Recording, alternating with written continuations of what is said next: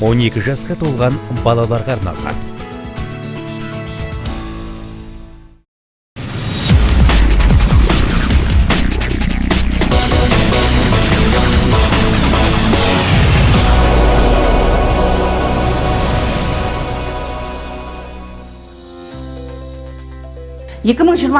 жыл аяқталуға жақын. Олай болса, мемлекеттік қызметте қандай жұмыстар атқарылды? Сәлеметсіздер ме? Бұл елге қызмет бағдарламасы. Біз бүгін Қазақстан Республикасы мемлекеттік қызмет істері агенттігінің Жамбыл облыстық департаментіндеміз. Осы мекеменің жыл қорытындысы бойынша айтатын боламыз. Олай болса, бізбен бірге көріңіздер.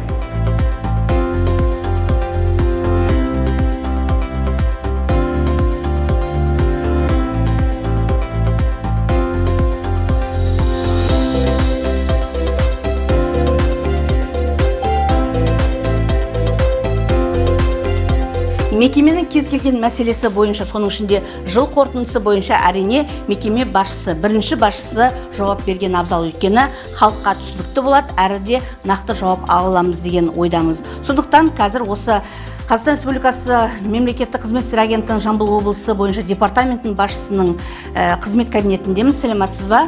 2024 жыл мінекей аяқталып қалды.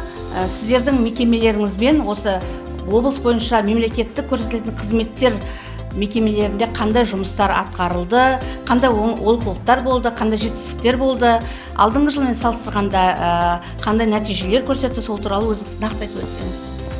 Рахмет. Мына үстіміздегі өтіп бара жатқан жылымыз департамент үшін, жалпы агенттік үшін түрлі жаңашылдықтарға толы болды деп айтсақ болады. Көптеген құжаттар қабылданды, заңнамаларға бірқатар өзгерістер енгізілді. Сонымен қатар мына мемлекеттік қызметке іріктеу мәселелерінің бойынша үрдістер жүзеге асырылды. Мәселен айтатын болсақ, ағымдағы жылдың 17 шілдесінде Қазақстан Республикасының мемлекеттік қызметін дамытудың жаңа тұжырымдамасы қабылданды. Президентіміз қол қойды.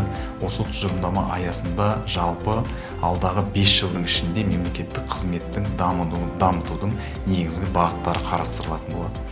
Оған сәйкес жаңа мемлекеттік қызмет туралы заңды қабылдау көзделген. Бұдан бөлек атап өтетін болсақ, ағымдағы жылдың 1 наурызынан бастап өңірлік кадр резервіне іріктеу жүргізілді. Бұл жалпы республика бойынша жүргізілген процесс. Сондықтан бұл іріктеуді Жамбыл облысына алдыңғы қатарлардың бірі болып өз дәрежесінде өткізіп, бүгінгі күні іріктеудің нәтижесі бойынша 26 жас мамандар, жалпы жастар осы өңірлік кадр резервіне алынған болатын.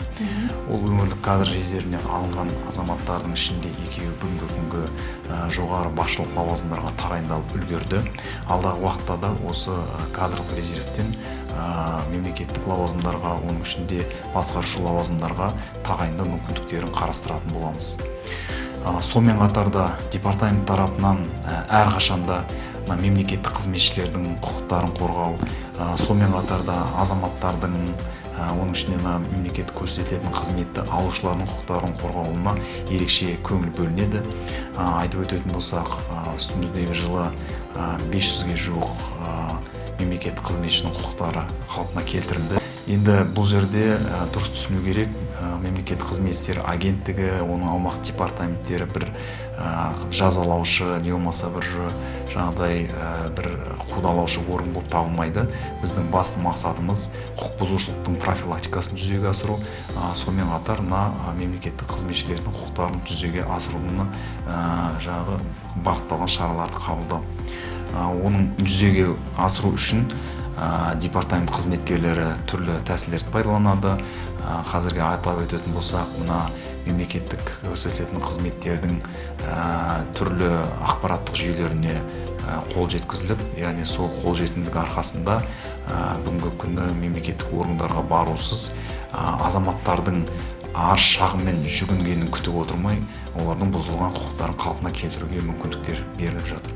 Осы мүмкіндікті пайдаланып, біздің мамандарымыз жұмыс жасап жатыр. Яғни нәтижелері де жоқ емес, нәтижелеріміз де бар. Оны алдағы уақытта толықтай түгелімен жылдың қорытындысы бойынша біз жариялайтын боламыз.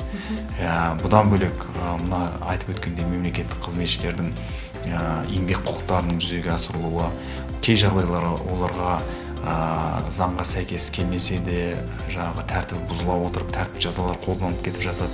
Сондай фактілердің бәрін анықтап, біз заңсыз шығарылған актілердің күшін жою бойынша ықпал ету шараларын міндетті түрде қабылдап келеміз. Сұхбатыңызға рахмет. Жалпы жыл қорытындысы бойынша, құрметті телекөрермендер, біз қосымша телестудияда жалғастыратын боламыз.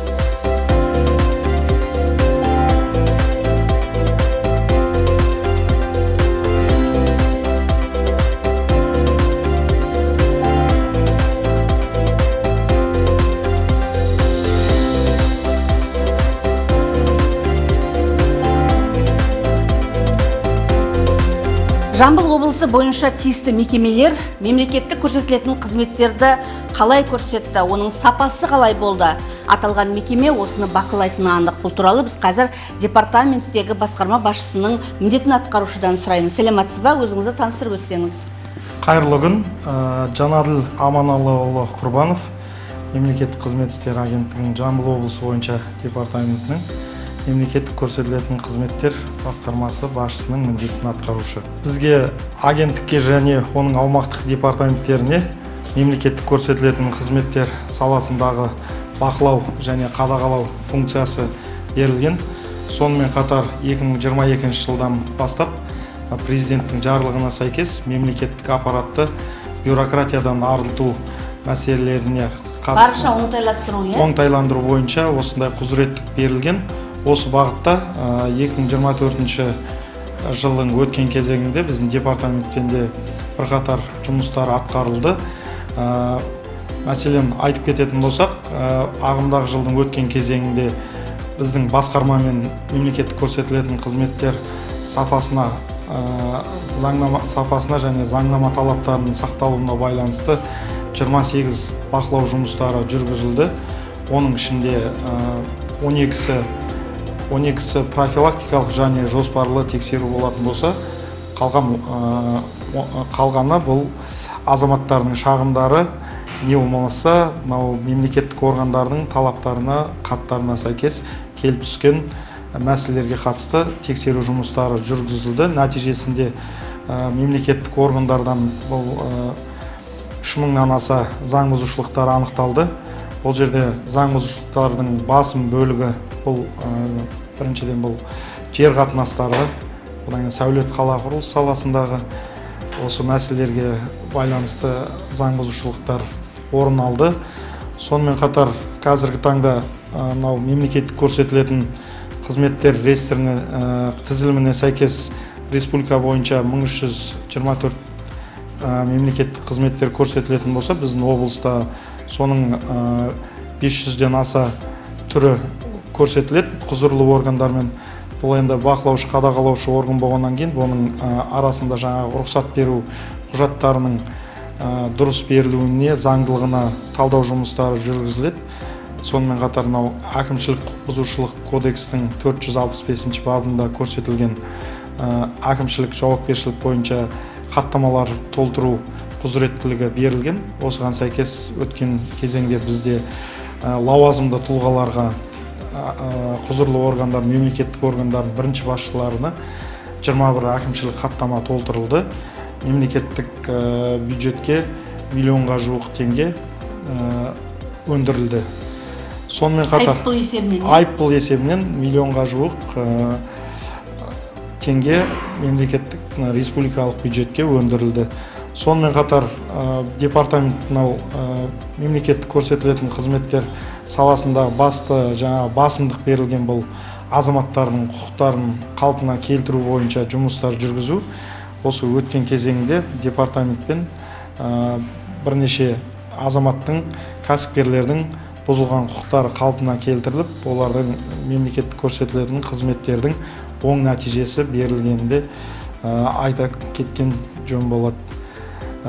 Бізде енді сонымен қатар ақпараттандыру жұмыстары бойынша, жетілдіру бойынша жұмыстар атқарамыз. Енді жетілдіру, мемлекеттік көрсетілетін қызметтердің қолжетімділігін қамтамасыз ету, олардың процестерін жетілдіру, нормативтік құқықтық актілердегі қайшылықтарды қалпына келтіру бойынша бүгінгі күнге дейін агенттікке құзырлы органдарға енгізу үшін 50-ге жуық ұсыныстар енгізілді. Енді бұл қазір орындалу сатысында. Сонымен қатар мынау заң бұзушылықтарға жол берілген жауапты тұлғалар, олардың тәртіп жауапкершілігі, әкімшілік жауапкершіліктерін қарау мәселелері де біздің басқарманың құзырында және бақылауында.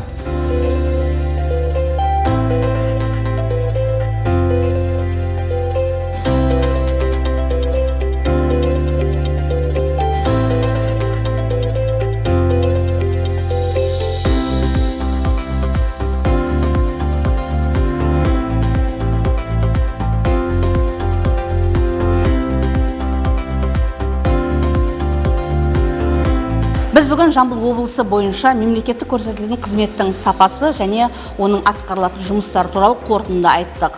Бұны әрине бақылаған Қазақстан Республикасы мемлекеттік қызмет істері агенттігінің Жамбыл облысы бойынша департаменті. Елге қызмет бағдарламасында келесі эфир арқылы жүздескенше аман сау болыңыздар. Еліміз аман, жұртымыз тыныш болсын, мемлекеттік қызметтің мәртебесі асқақтай берсін.